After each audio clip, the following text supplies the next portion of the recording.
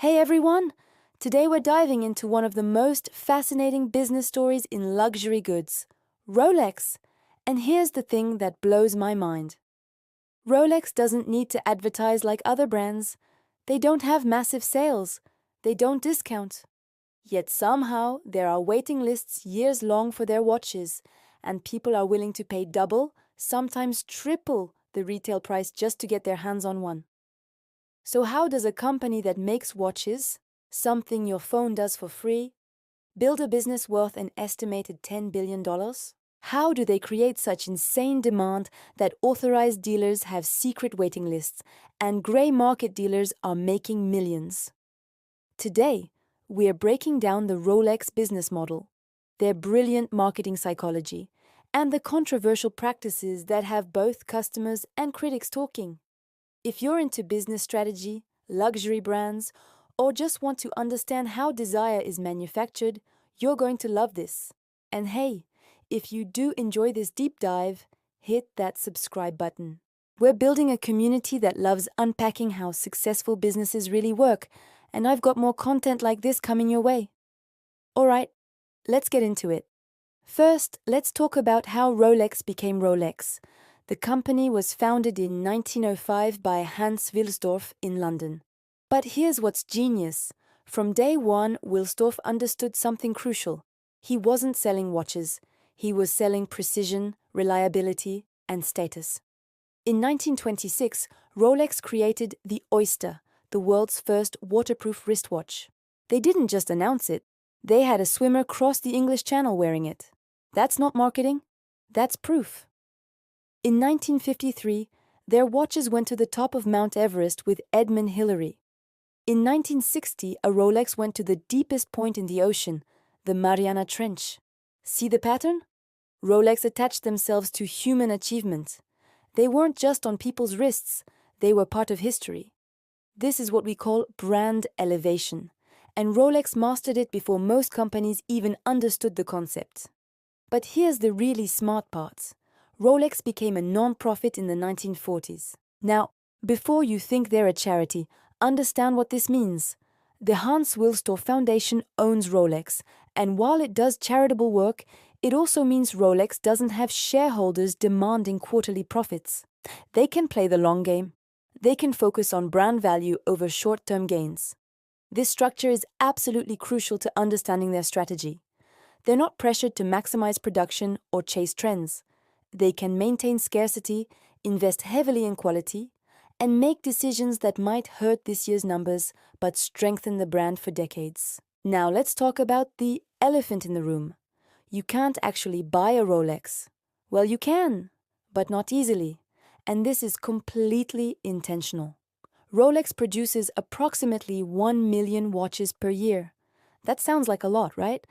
But consider this. There are 56 million millionaires in the world. The demand massively outstrips supply, and Rolex likes it that way. This is where it gets really interesting. Rolex uses what's called artificial scarcity. They could produce more watches. They have the capability, the craftsmanship, the facilities. But they don't. Why? Because scarcity creates desire. Think about it. If you could walk into any store and buy a Daytona or a Submariner tomorrow, would it feel as special? Would people be paying $30,000 over retail on the secondary market? Of course not. The authorized dealer system is fascinating too. Rolex doesn't sell directly to consumers online. You have to go through authorized dealers, and these dealers have wait lists that are notoriously opaque. Want a steel Daytona? You might wait 5 to 10 years. Maybe longer, maybe never. And here's where it gets controversial. There's strong evidence that authorized dealers play favorites. If you've bought multiple watches before, if you're a VIP client, if you have relationships, you move up the list. Some people call this good customer service. Others call it unfair gatekeeping. But from a business perspective, it's brilliant. Because every person on that wait list is emotionally invested. They're not just buying a watch anymore, they're earning it, and that makes it more valuable. The gray market has exploded because of this. Dealers and individuals who get their hands on popular models can flip them for huge profits. A steel Daytona with a retail price of $14,500 might sell for $35,000 or more on the gray market. That's a $20,000 markup that Rolex doesn't capture. But they don't care, because that high secondary market price reinforces the brand's value. Let's dig into the psychology here, because this is where Rolex is operating at a genius level.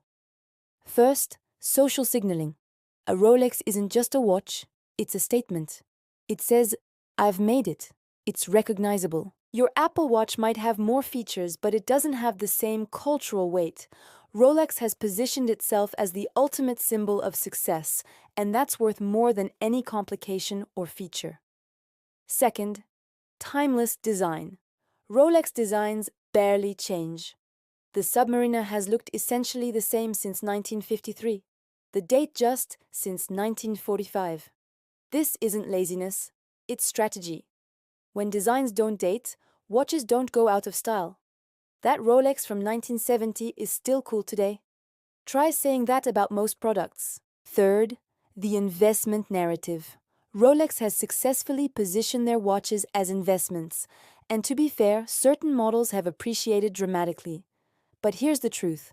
Most Rolex watches are not good investments compared to traditional assets. A diversified index fund will almost certainly outperform most Rolex watches, but the perception matters more than the reality. When people believe something will hold value, they're willing to pay more for it. And when they pay more for it, it does hold value. It's a self-fulfilling prophecy that Rolex has masterfully cultivated. Fourth, the community and culture. Rolex owners often become brand ambassadors. There are entire forums, YouTube channels, Instagram accounts dedicated to Rolex. This organic content creation is worth millions in marketing that Rolex doesn't have to pay for. So how does this all translate into business success? Let's talk numbers. Rolex's estimated revenue is around $8 to $10 billion annually. With approximately 1 million watches produced, that's an average of $8,000 for $10,000 per watch. But remember, their catalog ranges from $6,000 to over $100,000, with many limited editions and special pieces going much higher. Their profit margins are estimated at 30 to 40%, which is exceptional for manufacturing. How do they achieve this? First, vertical integration. Rolex makes almost everything in-house. The movements, the cases, the bracelets, even their own gold alloy. This gives them quality control and keeps profit margins high. Second, manufacturing efficiency at scale. While they maintain exclusivity through distribution, their actual manufacturing is highly efficient. They've invested heavily in technology and robotics while maintaining hand finishing where it matters. Third, the dealer network. Rolex uses authorized dealers as their distribution channel, which means the dealers take on the retail costs and risks, while Rolex maintains brand control through strict contracts. Dealers typically make 30–40% margin, which sounds high. But remember, they're handling all customer service, maintaining expensive retail locations, and holding inventory. Fourth, no marketing waste. Rolex's marketing is incredibly efficient. They sponsor prestigious events, Wimbledon, Formula One, golf majors. They don't need celebrity endorsements because the brand itself is the celebrity. Their advertising is minimal compared to other luxury brands because their scarcity model creates organic demand. Now, it's not all perfect. Rolex faces several criticisms. The artificial scarcity frustrates genuine enthusiasts who just want to buy a watch. Many people feel the system favors flippers and gray market dealers over actual customers. The authorized dealer system is seen as opaque and unfair. Stories abound of people being told they need to build a relationship. By buying watches they don't want to get access to watches they do want. The gray market situation is messy. While it proves demand, it also means huge profits are going to third parties rather than to Rolex or their authorized dealers. Some argue Rolex could solve this by adjusting their pricing or increasing supply. There's also criticism about innovation. While Rolex watches are incredibly well made, some enthusiasts argue the brand has become conservative, making only incremental changes and playing it safe because they can. And finally, there's the question of value. Is a Rolex really worth $15,000, $30,000, $50,000? From a pure functionality standpoint, absolutely not. A $500 watch tells time just as well, but luxury has never been about function alone. It's about craft, heritage, and the intangible value of ownership. So what's the verdict on the Rolex business model?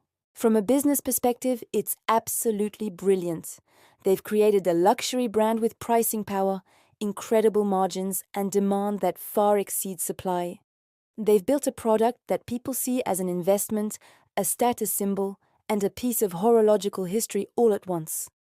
They've done this while maintaining private ownership through a foundation structure, allowing them to prioritize brand value over short-term profits.